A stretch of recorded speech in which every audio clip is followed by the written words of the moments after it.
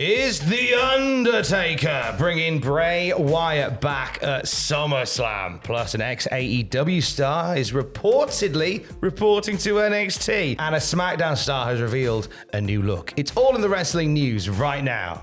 Dead man walking. Haven't seen The Undertaker since his last retirement. Good to see him back again. It would be. When was the last time we saw him? Was it Survivor Series 20? No, here we are. Well, if you didn't go and see him on his One Dead Man tour, I think he popped up at Raw.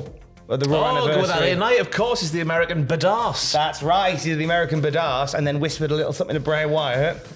And it's not working. Kill Howdy. Is that what he said? Well, there's a combo of stories here to talk about. The possible return of Bray Wyatt and The Undertaker possibly doing it with him. Yeah, BWA saying that Bray Wyatt's return is very near and could be as soon as SummerSlam next weekend. What? Next weekend? It's next weekend, isn't it? Oh my God. Is it really? I'm pretty sure. You got me worried now. I'm pretty sure it's the first weekend in August. Oh my goodness. It's the last weekend in July, this one coming. Jesus, the world's flying past me. Anyway, it's also been rumored the Undertaker could be involved in Bray Wyatt's comeback. Last week, Undertaker spoke about Bray Wyatt with Metro.co.uk. They need to bring back Bray's character up to the original character. They've got kind of themselves booked into a situation where it's kind of difficult to have for him to have matches, as you say. Now, PW Insider have said over the weekend the Undertaker is slated to be in Detroit for SummerSlam. He is not slated to perform his One Dead Man show, am I right, in Detroit on the weekend. So his role that weekend remains unclear. Now, it's worth pointing out that WWE are holding out a tryout camp in Detroit, and they'll likely be filming stuff for the WWE Network whilst they're there as well. Undertaker could easily be involved in that, but you know, it's SummerSlam, it's a big event. There's something to be said for having some kind of back and forth with The Undertaker bringing Bray Wyatt back. Yeah, that'd be pretty special. I can't picture what this entire thing would look like. What sort of role The Undertaker would have in terms of Bray Wyatt, what relation it would have together on screen. I don't know whether it would just be like a one-off spectacle thing where you have The Undertaker, where it would probably be Cody, wouldn't it? You'd probably have Cody beat Brock, and then Undertaker walk down the ramp, spiel lines, and do all that, roll the eyes back, light up the thing, and Bray Wyatt stood in the ring. Light the fuse, bring the boom. No, wrong show. Because there's some speculation that Cody's next feud would be Bray. Yeah, it makes sense. Well, if bring things back to that Raw episode where, you know, he did the little whisper in the ear. They could easily tie that into a storyline, and obviously they've got a little bit of a history together in terms of, you know, WrestleMania 31 and all that sort of stuff. So we'll have to see. It makes the palate tittle. It does tittle your palate. Tittle the palate. That's the famous saying. Brian Pillman Jr.'s palate has apparently been tittled by Stamford, Connecticut. What's the story? Yeah, Brian Pillman Jr., he's become a free agent when his AEW contract expired recently. Dave Meltzer's reported that Pillman was spotted at the Performance Center, the PC Shed in Orlando last Thursday. He could be in NXT, and his gimmick, I can't even begin to imagine what it could be. Another loose cannon. Let's just do Brian Pillman again. With actual guns, though. On the show. Now, since that report, Cassidy Haynes from Body Slam has reported that a deal is in place for Brian Pillman Jr. to join WWE, or is in the process of being finalized. Sources close to Haynes revealed that Brian Pillman Jr. will be moving to Orlando and reporting to NXT. Pillman's teased a big announcement that was coming during a recent virtual signing for Captain's Corner. There's a lot to come. I can't speak on it right now. It's kind of in the works right now, but I've got a huge moment, a huge opportunity, sounds like Eminem, coming up in my career to continue making memories and sharing my vision of my version of pro wrestling with you all. It's a weird. Brian Pillman's got everything, but it also seems that he's a bit of a... We spoke about in News Video 1, LA Knight not being good at the backstage politics. It seems like Pillman always puts his foot in it, which scuppers things that's happening on television. I don't know if I just sit next to Matthew of Botchamania fame too much, speaking about Brian Pillman, but that's the vibe I get about Brian Pillman. That's the energy that I've heard from a few people as well. Yeah. He's incredibly good. I'd like to see him do something fantastic. And obviously they'll want to lean in. I mean, do you know what? I was about to say, obviously they'll want to lean into that family history. But what am I talking about? It's WWE. They're going to call him flipping Sizzle Monty Jig, and he's going to be a wrestling postman. And then maybe at WrestleMania 52, they'll go, oh, by the way, Brian Pillman's son.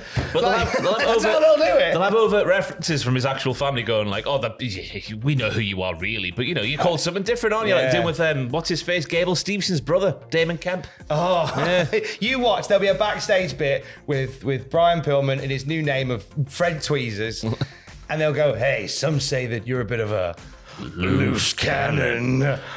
Do you want to find a pencil?" Oh my God! He just said a pencil. He just talked about a loose cannon.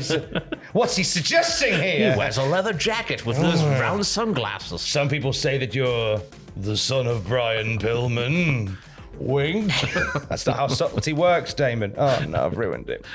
SummerSlam around the corner. Every wrestler who opened and closed SummerSlam in a list on our YouTube channel right now. Some surprising names in there who have opened and closed the biggest party of the summer. In the first match and the last match. Yeah.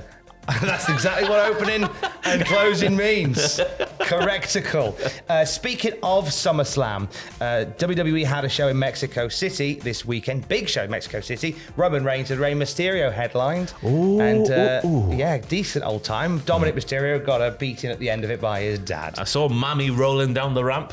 Or rolling up the ramp, back towards the locker room. Just rolling like a like a log. A jam roly-poly. Good morning, mother. Oh, up the mother. Up the mother. Also in Mexico City, Ronda Rousey and Shayna Baszler had their first match against each other, and many believe it was a dry run for what will happen at SummerSlam. If you wanted, I guess, is this a minor spoiler potentially? We don't know, do we? Maybe not. Minor spoiler if you don't want it. Yes. The match was short and resulted in a DQ win for Shayna after Ronda used a chair as the two were separated by the officials at ringside.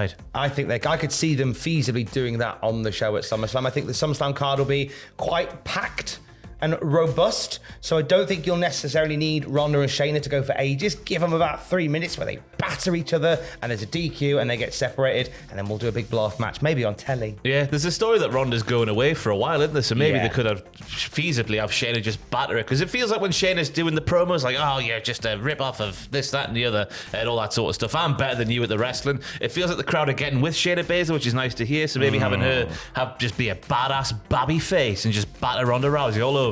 That's the way to go. Get out of here, Ronda. Send her away. Yeah. Boot her out. Yeah. Throw her out the door like she was. Put her in a big bin lorry thing like they did with Eric Bischoff back in the day. Shipped to the UFC? Question mark. Braun Strowman's living in there like he did for a week back in 2017.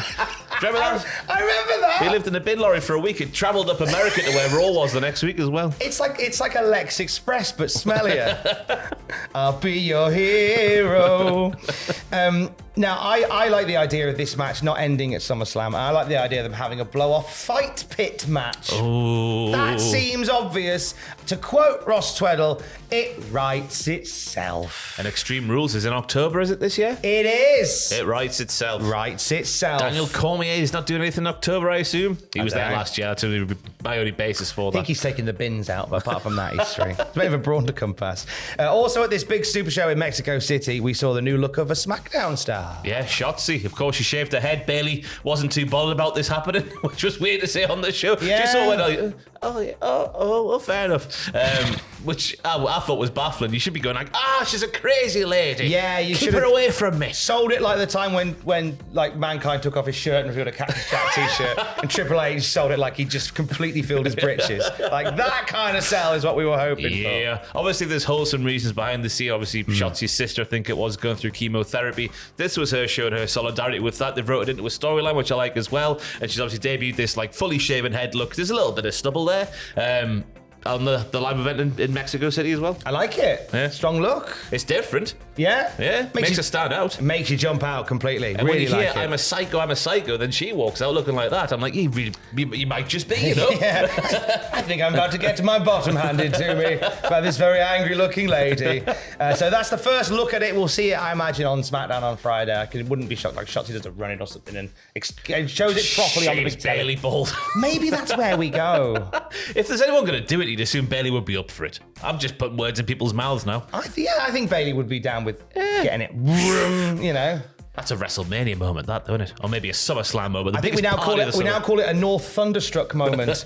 Here's Benji from the Landed Gentry getting his head shaved by Rory Coyle and Gangrel just the other Saturday. That's now what we call a North Thunderstruck moment. It's a lucid dream is what it is. It is a lucid dream. It was a lucid dream that day as well. Hey, we'll have more wrestling news throughout the day, of course, at cultaholic.com. Stay safe. Love you, bye.